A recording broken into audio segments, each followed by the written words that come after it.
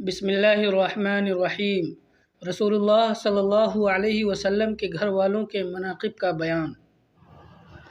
سعد بن ابی وقاص رضی اللہ تعالیٰ عنہ بیان کرتے ہیں، جب یہ آیت ندعو ابناءنا و ابناءکم نازل ہوئی تو رسول اللہ صلی اللہ علیہ وسلم نے علی، فاطمہ، حسن اور حسین کو بلایا اور فرمایا، اے اللہ، یہ میرے اہل بیت ہیں۔ رواہ مسلم۔ عائشہ رضی اللہ تعالیٰ عنہ بیان کرتی ہیں، صبح کے وقت نبی کریم صلی اللہ علیہ وسلم نکلے۔ اس وقت آپ پر کالے بالوں سے بنی ہوئی نقش دار چادر تھی۔ اس دوران حسن بن علی رضی اللہ تعالیٰ عنہ تشریف لائے تو آپ نے انہیں اپنے ساتھ اس چادر میں داخل فرما لیا۔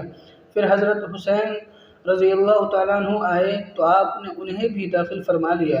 پھر فاطمہ رضی اللہ تعالیٰ عنہ آئیں تو آپ نے انہیں بھی داخل فرما لیا۔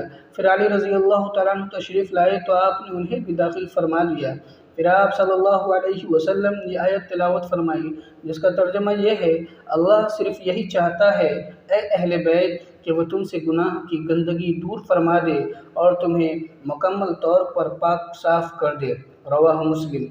حضرت برا رضی اللہ تعالیٰ عنہ بیان کرتے ہیں، جب رسول اللہ صلی اللہ علیہ وسلم کے لخت جگر ابراہیم فوت ہوئے تو آپ صلی اللہ علیہ وسلم نے فرمایا، ان کے لیے جنت میں ایک دودھ پلانے والی ہے۔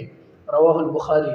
حضرت مسور بن مخرمہ رضی اللہ تعالیٰ عنہ سے روایت ہے کہ رسول اللہ صلی اللہ علیہ وسلم نے فرمایا، فاطمہ میرے جگر کا ٹکڑا ہے، جس نے اس سے دشمنی رکھی اس نے مجھ سے دشمنی رکھی۔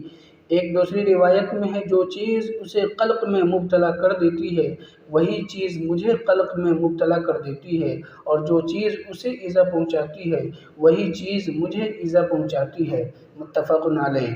حضرت برا رضی اللہ تعالیٰ عنہ بیان کرتے ہیں، میں نے نبی کریم صلی اللہ علیہ وسلم کو دیکھا، اس وقت حسن بن علی رضی اللہ تعالیٰ عنہ آپ کے کندھے پر تھے۔ آپ صلی اللہ علیہ وسلم فرما رہے تھے، اے اللہ، میں اس سے محبت کرتا ہوں، تو بھی اس سے محبت فرما۔